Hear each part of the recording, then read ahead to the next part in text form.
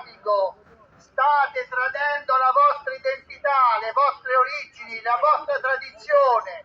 Un partito che si dice democratico è un partito che ascolta innanzitutto i cittadini, i loro diritti, le loro istanze. Non è possibile che una decisione sia piovuta dall'alto contro il parere delle comunità locali, contro il parere del comune di Albano, contro il parere del comune di Pomezia, contro il parere del comune di Ardea, contro il parere del comune di Castel Gandolfo, contro il parere di tutta la cittadinanza locale.